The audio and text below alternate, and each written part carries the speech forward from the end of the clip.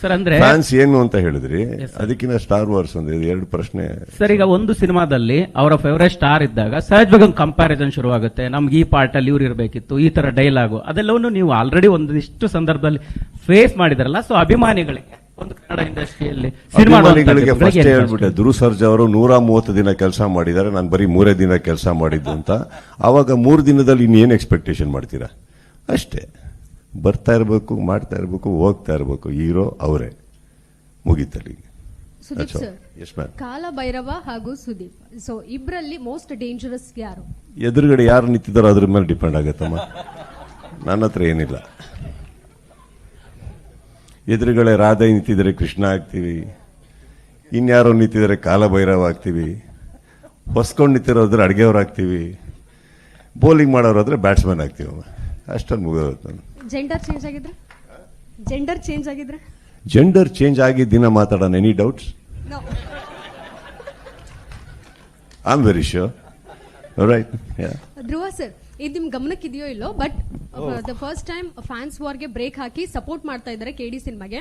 ಅಂದ್ರೆ ವಿಷ್ಣುವರ್ಧನ್ ಸರ್ ಇರಬಹುದು, ದರ್ಶನ್ ಸರ್ ಹಾಗೂ ಅಪ್ಪು ಸರ್ ಫ್ಯಾನ್ಸ್ 3 ಜನ ಸೇರ್ಕೊಂಡು ಕೆಡಿ ಸೆಲೆಬ್ರೇಷನ್ ಅಂದ್ರೆ 350 ಟಿಕೆಟ್ ಗಳನ್ನ ಈಗಾಗಲೇ ನಿಮ್ಮ ಅಭಿಮಾನಿ ಒಬ್ರು ಖರೀದಿಸಿದ್ದಾರೆ. ಸೊ 4 ಜನ ಫ್ಯಾನ್ಸ್, ಸ್ಟಾರ್ ಫ್ಯಾನ್ಸ್ ಸೇರ್ಕೊಂಡು ಈ ಸಿನಿಮಾವನ್ನ ವೆಲ್ಕಮ್ ಮಾಡೋದಕ್ಕೆ ರೆಡಿ ಮಾಡ್ಕೊಂತಾ ಇದ್ದಾರೆ, ಅಂದ್ರೆ ನಿರ್ಧಾರ ಕೂಡ ಮಾಡಿದ್ದಾರೆ. ಏನ್ ಹೇಳ್ತೀರಾ ಈ ಒಂದು ಫ್ಯಾನ್ಸ್ ವಾರ್ಗೆಲ್ಲ ಬ್ರೇಕ್ ಹಾಕಿ ಎಲ್ಲ ಒಟ್ಟಾಗಿ ಸೆಲೆಬ್ರೇಟ್ ಮಾಡ್ತಾ ಇದ್ದಾರೆ ಒಂದು ಸಿನಿಮಾನ? ಖುಷಿ ಆಗುತ್ತೆ ಮೇಡಮ್. ಅಂದ್ರೆ ಎಲ್ಲ ನೀವು ಹೇಳ್ದಂತ ಎಲ್ಲ ಸೀನಿಯರ್ ಆಕ್ಟರ್ಸ್ ಫ್ಯಾನ್ಸ್ನು ಒಂದು ಸಿನಿಮಾ ನೋಡ್ತಾ ಇದ್ದಾರೆ ಅನ್ನೋದು ಖುಷಿ ವಿಚಾರ. ಇನ್ನೊಂದು ಕ್ವೆಶ್ಚನ್ ಏನ್ ಮೇಡಮ್? ಫ್ಯಾನ್ಸ್ ವಾರ್ ಅನ್ನುವಂಥದ್ದು ಯಾವಾಗಲೂ ಸಿನಿಮಾ ರಿಲೀಸ್ ಆದಾಗ, ದೊಡ್ಡ ಸ್ಟಾರ್ ಸಿನಿಮಾಗಳು ರಿಲೀಸ್ ಆದಾಗ ಬಂದೇ ಬರ್ತಿತ್ತು, ಅದರಲ್ಲೂ ಸಹ ನೀವು ಹಿಂದೆ ಫೇಸ್ ಮಾಡಿರುವಂಥದ್ದು. ಬಟ್ ಈಗ ಅವರೇ ಸಪೋರ್ಟ್ ಮಾಡ್ತಾ ಇರುವಂಥದ್ದು ಎಷ್ಟು ಖುಷಿ ಕೊಡುತ್ತೆ. ಒಂದು ಪಾಸಿಟಿವ್ ಒಂದು ಪಾಸಿಟಿವ್ ವೈಬ್ ಕಾಣಿಸ್ತಾ ಇದೆ ಸಿನಿಮಾ ರಿಲೀಸ್ಗೂ ಮೊದಲೇ. ತುಂಬಾನೇ ಖುಷಿ ಆಗ್ತಾ ಇದೆ ಮೇಡಮ್. ನಾವು ಎಕ್ಸ್ಪೆಕ್ಟ್ ಮಾಡಿರಲಿಲ್ಲ, ನಿಜಕ್ಕೂ ತುಂಬಾನೇ ಖುಷಿ ಆಗ್ತಾ ಇದೆ. ನಿಮ್ಮ ಮೂಲಕ ಎಲ್ರಿಗೂ ಥ್ಯಾಂಕ್ಸ್ ಹೇಳೋದಕ್ಕೆ ಇಷ್ಟಪಡ್ತೀನಿ madam. Genuinely thank you sir. Cinema ಟೈಟಲ್ಗೆ ಕೆಡಿ ಅಂತ ಫುಲ್ ಫಾರ್ಮ್ ಅಂತ ಕೇಳಿದಾಗ ಏನಾದ್ರು ಅರ್ಥ ಮಾಡ್ಕೋಬಹುದು ಅಂತ ಸರ್ ಹೇಳಿದ್ರು. ಈಗ ಕೆಡಿ, ಕಿಚ್ಚ ಮತ್ತೆ ಧ್ರುವ ಅಂತ ಕಾಂಬಿನೇಷನ್ ಅನ್ಕೋಬಹುದಾ ಸರ್? ಜೊತೆ ಸಿನಿಮಾದಲ್ಲೊಂದು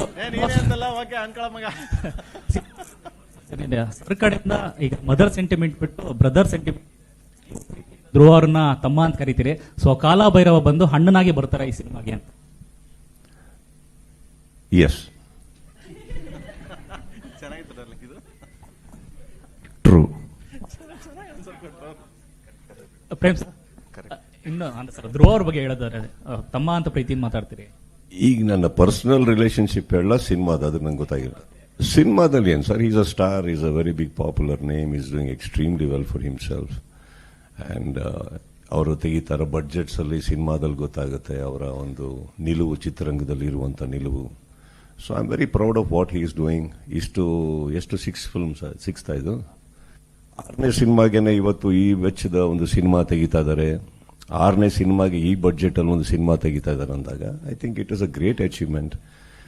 ಇಲ್ಲಿ ಅದನ್ನು ನೋಡಿದಾಗ I think we need heroes like that. We need ಈ ಥರ ಸಿನಿಮಾಗಳು ನಮ್ಮ ಚಿತ್ರರಂಗಕ್ಕೆ ಬೇಕು. ದುಡ್ಡು ಹಾಕುವಂಥ ಇಂಥ ನಿರ್ಮಾಪಕರು ಬೇಕು. ಇದನ್ನ ಸಪೋರ್ಟ್ ಮಾಡಿ ಒಳ್ಳೆ ರಿವ್ಯೂ ಬರೆಯುವಂಥ ನಿಮ್ಮಂಥ ಮಾಧ್ಯಮದವ್ರು ಬೇಕು. ಸೊ ಹೀಗಿರ್ಬೇಕಾದ್ರೆ ಇದೆಲ್ಲ ನಡೀತಾ ಇರುತ್ತೆ ಸರ್. ಸಹೋದರ ಅನ್ನೋದೇನಿದೆ, ನಾನು ಅವ್ರನ್ನ ಭಾಳ ಚಿಕ್ಕ ವಯಸ್ಸಿಂದ ನೋಡ್ಕೊಂಬಂದೀನಿ ಅವರಿಬ್ಬರನ್ನ. So my collaboration with them on a personal note is on a different level. So ಅವರು ನಾವು ಮಾತಾಡ್ಕೋತಾ ಇರ್ತೀವಿ, ಯಾವಾಗಲೂ ಮಾತಾಡ್ಕೋದು, ಏನು ಮಾಡ್ತಾ ಇದ್ದೀರಾ ಹಾಗೆ ಅಂತ. ಸಿ ದಟ್ ಡಸಂಟ್ ಮೀನ್ ನಾವು ಯಾವತ್ತು ಭೇಟಿಯಾಗಿ ಅಲ್ಲಿ ಸೇರೋಣ ಇಲ್ಲಿ ಸೇರೋಣ. No, I don't think so. I respect his time, he respects my time. But ನಮ್ಮೆಲ್ಲರಿಗೂ ಒಂದು ಕರೆ ಮಾಡುವಷ್ಟು ಕಾಲ ಅಂತೂ ಎಲ್ಲರಿಗಿದೆ.